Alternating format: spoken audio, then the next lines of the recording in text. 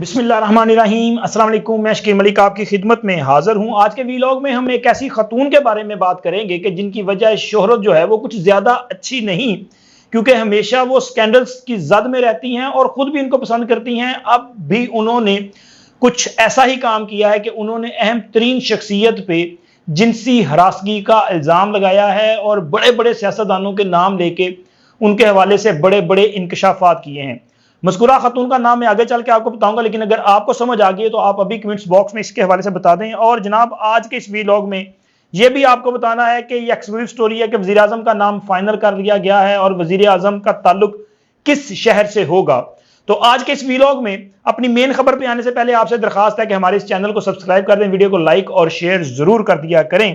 तो जनाब, मियां नवाज शरीफ और इसके साथ साथ दीगर जो पॉलिटिकल पार्टीज हैं वो इंतखाबात की तारीख आने के बाद काफी मुतहरिक हो चुके हैं। आज मियां नवाज शरीफ एमकेएम के वफद के साथ मुलाकात करने जा रहे हैं और इसके अलावा उनका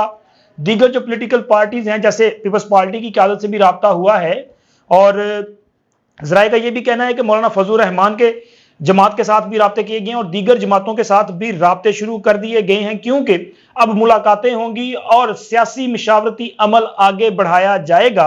दूसरी तरफ बिलावल भुट्टो जरदारी और पीपल्स पार्टी की दीगर क़यादत भी मुतहरिक है। ज़ाहिर है भाई, इलेक्शन का दौरा है और सियासी जमातें मैदान अमल में नजर आएंगी, लेकिन इस पूरे प्रोसेस में हमें तहरीक इंसाफ शदीद ज़ेरे अताब नजर आती है, क्योंकि तहरीक इंसाफ को अभी तक सियासी सरगर्मियों की इजाजत नहीं मिल रही। हालांकि इमरान खान की हुकूमत के खात्मे के बाद उन्हें मुकम्मल तौर पे जो है सियासी सरगर्मियों के लिए फैसिलिटेट किया जाता रहा, किसी किस्म की कोई पाबंदी नहीं थी। इमरान खान ने मसलसल जमान पार्क में और शहर भर में यानी कि लाहौर में तो रोजाना की बुनियाद पर जो है वो मुजाहरे किए जाते रहे, रैलियां मुनक्कद की जाती रही, यहां से लॉन्ग मार्च जाते रहे, उनको कभी भी किसी रुकावट का सामना नहीं करना पड़ा। लेकिन जब तहरीक इंसाफ ने सियासी जमात की बजाय एक इंतशारी जमात का किरदार अदा किया, 9 मई जैसी साजिश को जो है वो अमली तौर पे उस पर जो है वो इम्प्लीमेंटेशन करने की कोशिश की, तो फिर उसके बाद यार किसी इंतशारी जमात को सियासत की इजाजत तो नहीं मिल सकती। तो लिहाजा उनके लिए शायद उस तरह से अभी माहौल नहीं है, इसीलिए उनको कोई कार्नर मीटिंग जलसा जुलूस करने की इजाजत नहीं दी जा रही। लेकिन उनके लिए मियां नवाज शरीफ, इसी तरह बिलावल भुट्टो जरदारी और मौलाना फजल रहमान, इनकी तरफ से मुख्तलिफ मौके पर ऐसे बयानात सामने आ रहे हैं कि जिसमें यह तासुर दिया जा रहा है कि आइंदा इंतखाबात में तमाम जमातों के लिए लेवल प्लेइंग फील्ड होना चाहिए, इंक्लूडिंग तहरीक इंसाफ। लेकिन साथ ही यह वजाहत भी की जाती है कि जनाब 9 मई के जो जुम्मेदारान हैं उनको किसी किस्म की सहूलत नहीं मिलनी चाहिए, उनको सियासत करने की इजाजत नहीं होनी चाहिए। बिलावल भुट्टो जरदारी साहब ने भी कल बात की थी और उसमें एक तो उन्होंने बहुत वाज़ेह तौर पे उनका ये कहना था कि वो हमेशा ये बात करते हैं कि लेवल प्लेइंग फील्ड सबके लिए होना चाहिए और इंतखाबात का इनेकाद जो है वो होने जा रहा है, ये अच्छी बात है। लेकिन बल्दियाती इंतखाबात में जो हालिया ज़िमनी बल्दियाती इंतखाबात हुए हैं कराची में और सिंध में, उनमें ज़ाहिर है पीपल्स पार्टी ने ज्यादा सीटें जीती हैं, तो वो कहते हैं कि ये आइंदा आने वाले आम इंतखाबात का एक तरह का ट्रेलर है और आइंदा इंतखाबात के बाद पीपल्स पार्टी ना सिर्फ सिंध बल्कि पूरे मुल्क में हुकूमत बनाएगी। और बिलावल भुट्टो जरदारी साहब को वजीर आज़म बनाने के लिए आसफ अली जरदारी साहब, फरियाल तालपुर साहब बारहा ये ऐलान कर चुके हैं कि 8 फरवरी का जो सूरज है वो बिलावल भुट्टो जरदारी की वजारत उज़्मा का पैगाम लेकर तुलू होगा। यानी कि वो ये बात बाज़ाब्ता तौर पे ऐलान कर रहे हैं कि हमारे वजारत उज़्मा के उम्मीदवार बिलावल भुट्टो जरदारी हैं। और बिलावल भुट्टो जरदारी साहब भी ये कहते हैं कि आइंदा इंतखाबात में पाकिस्तान के अवाम लाहौर से वजीर आज़म मुंतखब नहीं करेंगे। आप किसकी तरफ ये इशारा कर रहे हैं? आपको इल्म है कि लाहौर से कौन है? लाहौर से मियां नवाज शरीफ है कि जिनके नाम का ऐलान मुस्लिम लीग नून कर रही है और मुस्लिम लीग नून का कहना है कि मियां नवाज शरीफ ही आइंदा वजीर आज़म होंगे। और मियां नवाज शरीफ इस वक्त जो हालात वाक़यात है, जो सूरत हाल है, उसमें बज़ाहिर यही लग रहा है कि आने वाले वज़ीर आज़म मियां नवाज शरीफ ही होंगे और उनकी तैयारी भी बता रही है, क्योंकि वो इस वक्त फोकस करके बैठे हुए हैं कि उन्होंने हुकूमत में आने के बाद मामलात को कैसे चलाना है, हुकूमती जो जिम्मेदारियां हैं उनको कैसे निभाना है और सबसे बड़ा जो टास्क है वो मुईशत का है और उसको हमने कैसे बहाल करना है, पाकिस्तान में बैरूनी सरमायाकारी को कैसे लेके आना है, ये पूरी जो एक प्लानिंग है وہ اس کو فائنلائز کرنے جا رہے ہیں، تو لہٰذا اس کے ساتھ ساتھ دیگر پولیٹیکل پارٹیز کو بھی وہ مشاورت کے عمل میں شامل کرنے چاہ رہے ہیں۔ لیکن اس پوائنٹ پہ تمام جماعتیں متفق ہیں کہ 9 مئی والوں کو سیاست کی اجازت نہیں ہونی چاہیے۔ اب مریم اورنگزیب نے بھی یہ بات کی تھی، اور انہوں نے بھی خیر انہوں نے تو لیول پلینگ فیلڈ کے حوالے سے بھی بات کی اور دیگر بھی، جبکہ خواجہ سعد رفیق کی جو بات ہے وہ بڑی زبردست ہے، ایک بہترین سیاسی نیریٹو انہوں نے لیا ہے، اور انہوں نے اچھی بات کی۔ انہوں نے کہا کہ وہ بطور سیاسی کارکن یہ سمجھتے ہیں کہ آئندہ انتخابات میں تمام پولیٹیکل پارٹیز کے جو انتخابی نشانات ہیں وہ بیلٹ پیپر پہ ہونے چاہیے۔ نام انہوں نے نہیں لیا کیونکہ اس وقت تحریک انصاف کا بیلٹ پیپر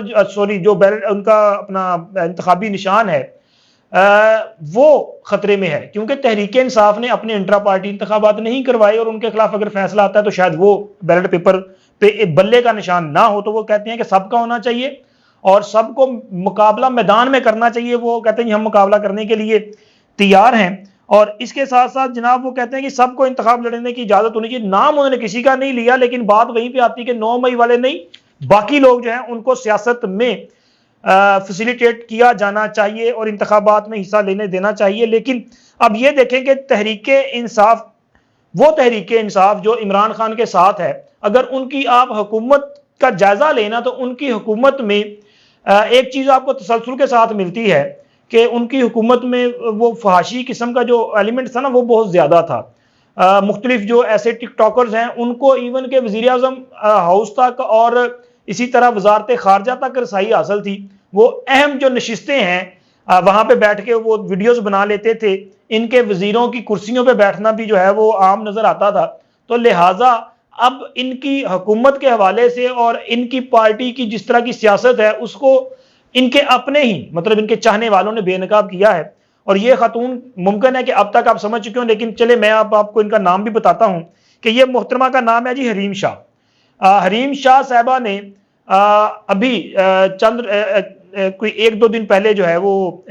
ایک احمد علی بٹ صاحب ہیں ان کے ساتھ پوڈ کاسٹ کیا ہے، اور اس میں انہوں نے بہت سارے امور پہ جو ہے وہ کھل کے لب کشائی کی ہے۔ لیکن جو مین چیزیں ہیں وہ میں آپ کے ساتھ شیئر کرنا چاہتا ہوں کہ ایک تو جناب انہوں نے اس بات کا اعتراف کیا ہے، انکشاف کیا ہے کہ انہیں کئی بار جنسی ہراسگی کا سامنا کرنا پڑا ہے، اور جو لوگ ان کو جنسی ہراسگی کا نشانہ بناتے رہے ہیں وہ سمجھتے رہے ہیں کہ میں ان کی باتوں میں آ رہی ہوں، لیکن میں نے ان کو اتنا زیادہ نقصان پہنچایا ہے اور اس طرح سے نقصان پہنچایا ہے کہ ان کو سمجھ ہی نہیں آئی کہ ہمارے ساتھ ہوا کیا ہے۔ تو میرے ذہن میں فوری آ گیا کہ مرحوم نعیم الحق صاحب جو ہیں ان کے ساتھ ان کی ایک ویڈیو منظر عام پر آئی تھی، جس میں آئی تھنک یہ وزارت خارجہ کا جو میٹنگ روم ہے اس میں انہوں نے ویڈیو بنائی تھی، اور اس کے ساتھ ساتھ فیاض الحسن چوہان صاحب کے ساتھ ان کی ویڈیوز موجود ہیں، شیخ رشید صاحب کے موجود ہیں، اور دیگر پی ٹی آئی کے لوگوں کے ساتھ ان کی ویڈیوز موجود ہیں۔ یہ نہیں کہ پھر ان سب لوگوں پہ یہ ایک طرح سے الزامات لگا رہی ہیں، ایون کہ عمران خان کے ساتھ بھی ان کی ویڈیوز موجود ہیں۔ تو یہ اس کا مطلب پھر یہ ہے کہ یہ ان تمام لوگوں کو ننگا کر رہی ہیں کہ یہ لوگ ٹھرکی ہیں، ان کو انہوں نے ٹھرکی بھی کہا ہے، اور پی ٹی آئی میں سب سے زیادہ ٹھرکی وہ بتاتی ہیں۔ ان کا کہنا ہے کہ وہ جب ٹین ایجز میں تھی تب بھی وہ عمران خان سے انسپائر تھی اور ان کے جلسے وغیرہ میں جاتی تھی، تو اس وقت بھی جب وہ جلسوں میں جاتی تھی تو تب بھی وہاں پہ ان کے جو مرد جو تھے نا وہ ٹھڑک کا اظہار کرتے تھے۔ تو یہ مصوفہ فرما رہی ہیں کہ خود یہ مطلب جیسی بھی ہیں وہ آپ کے سامنے ہے، تو یہ الزام لگا رہی ہیں کہ وہ مرد بڑے ٹھرکی تھے، اور اس کے ساتھ ساتھ انہوں نے یہ بھی کہا کہ فیاض الحسن چوہان صاحب کو بھی انہوں نے پوری طرح سے ننگا کیا ہے کہ فیاض الحسن چوہان سے بھی یہ ان کی جان پہچان ہے، اور انہوں نے بھی ان کو جیٹ جو ہے پرائیویٹ جیٹ اس کی سیر کروائی ہے، اب یہ پتہ نہیں کس طرح کی جیٹ۔ اور شیخ رشید کو تو جناب انہوں نے کہیں کا نہیں چھوڑا، یہ شیخ رشید کو انہوں نے جو ہے نا وہ بےعزتی